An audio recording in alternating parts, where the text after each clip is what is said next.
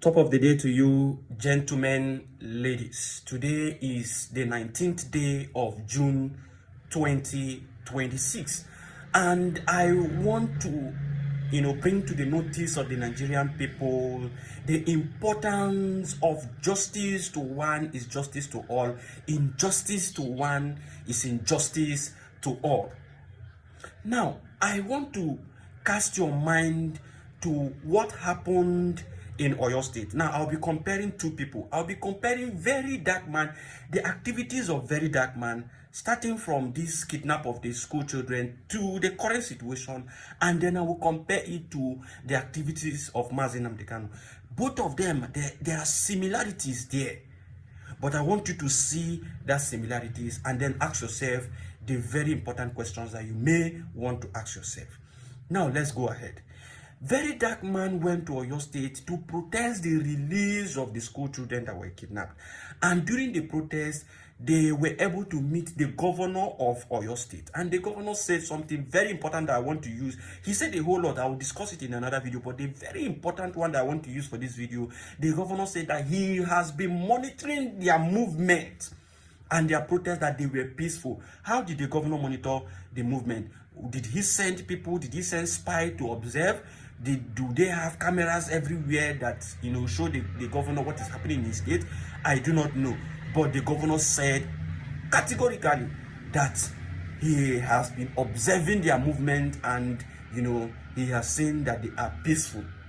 But please and please and please, I beg of you, we've been monitoring you since you started this morning.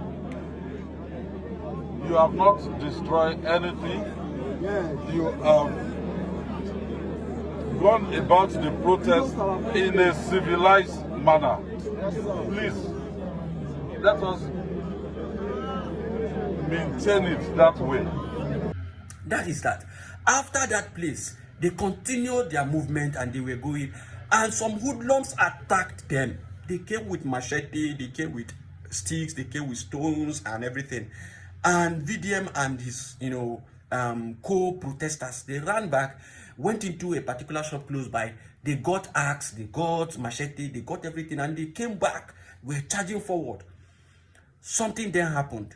The hoodlums, when they saw that these people had machete and axe and everything, they brought out gun. I was hearing is this. That was when everything collapsed.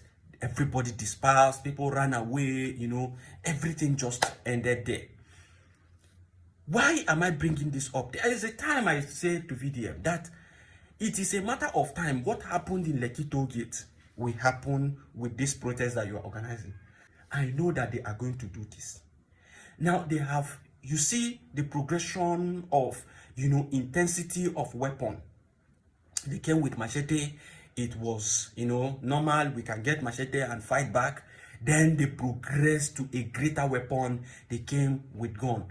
And let me tell you, if they wanted to unalive verydarkman in that situation, they would have done it without anything. It is just one bullet. They will stay from a distance and shoot, and the guy will just drop dead.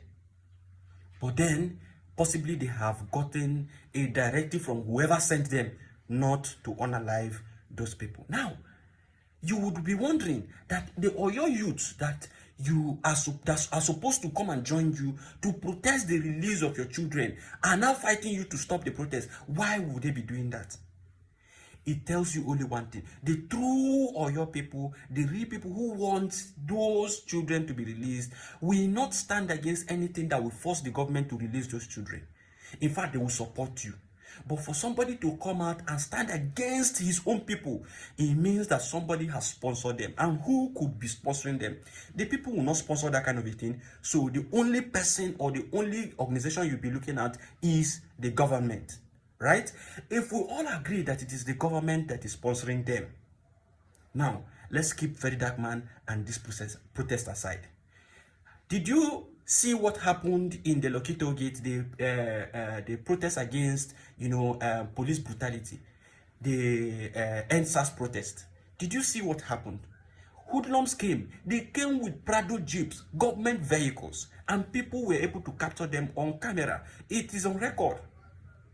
and they said, these are government officials. In fact, some persons say these vehicles belongs to the DSS. These are government vehicles, right? And they said, so it is from their narration and, people who were conveying these hoodlums, it is just clear that it is the government that is sponsoring these people, because an ordinary person will not have the kind of money to buy Prado jeeps. A lot of Prado jeeps were dropping these hoodlums, and they were challenging the peaceful protesters.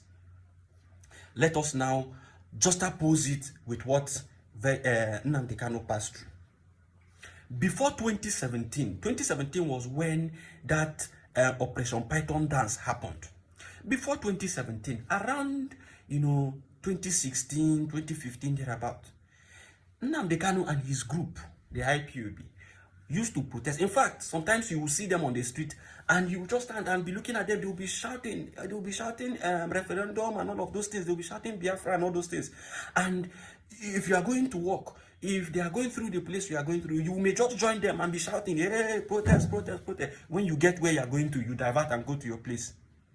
It was more like fun. Everybody saw it. They are doing a nice job. Let the government know that we are not happy with what is going on in the country, right? At some point, they started unaliving these people. If they go out to protest, the military will come and shoot them. In fact, it is on record. Amnesty International recorded it. They recorded it. It is on record. Go to Amnesty International, search for it. You are going to see a lot of recorded incidents about the unaliving of innocent, unarmed protesters. It is well stated that they are unarmed.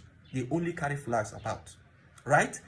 At some point, when they began to unalive these guys, they continue to say, if the government wants, let them kill all of us, we will continue to do this protest. They continued, and many of them were unalive until that particular action that broke the camel's back. They came to the home of Nnamdi Kanu and did Python dance, unalived a lot of persons.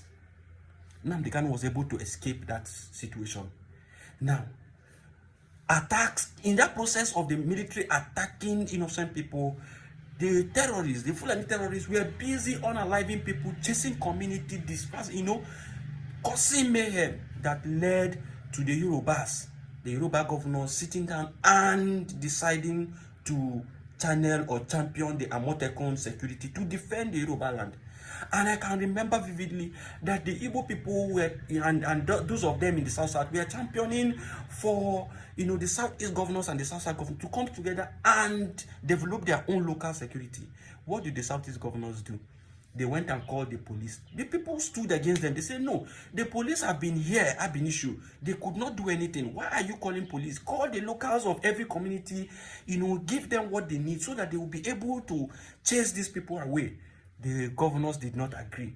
They wanted the police to do the same police that could not handle the situation. So what else are you looking for in police? So the people decided no, it was not going to happen. This kidnapping, unaliving and buying of people by these terrorists, Fulani terrorists, continued. It was becoming so much. Even priests were protesting, priests were kidnapped, priests were unalived.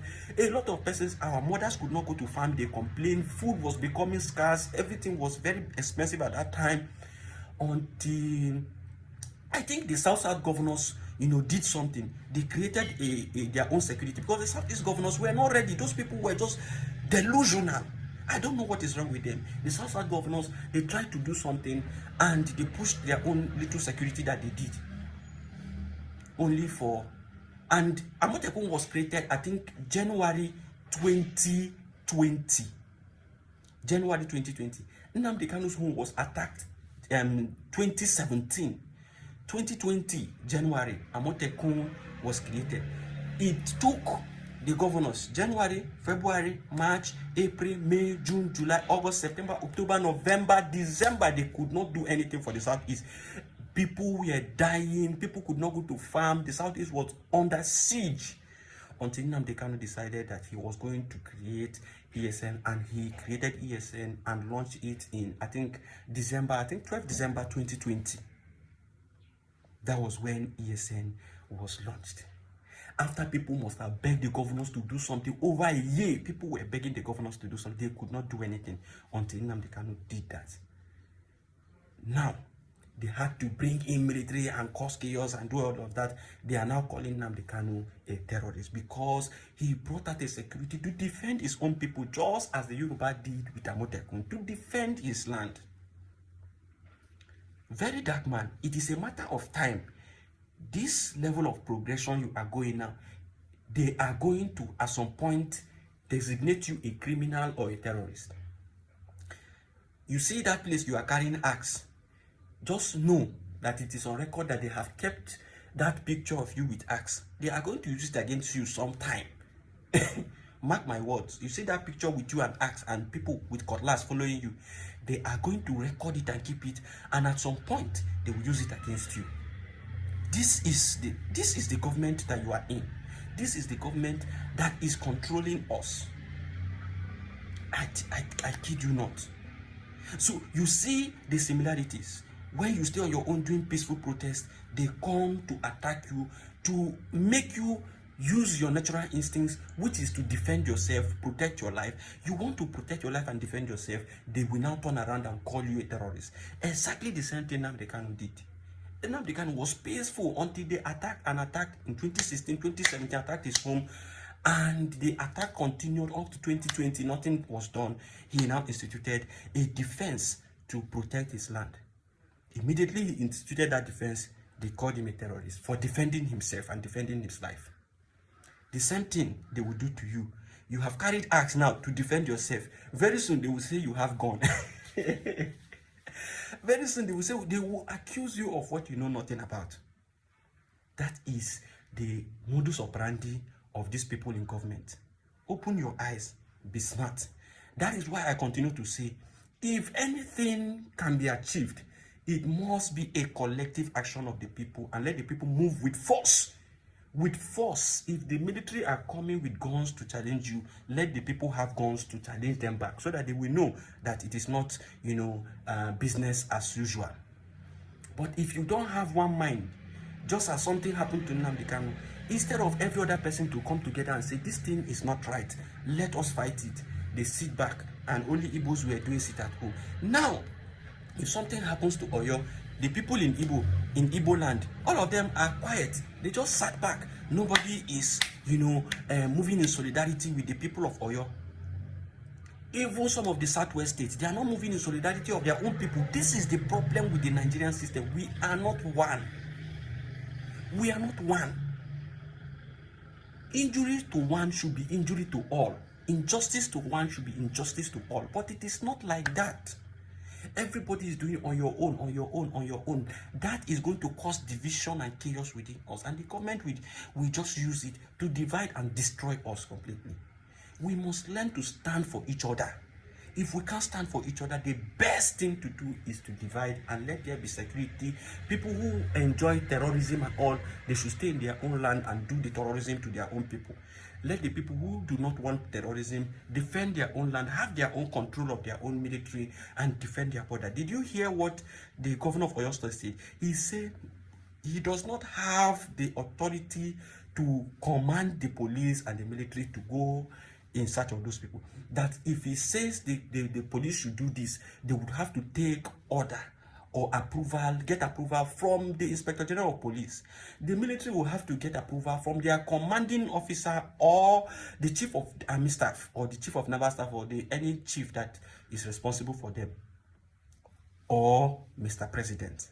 So these are the people that the police and military can listen to. So you don't have, say, the chief security of your state is just by mouth. You don't have any security.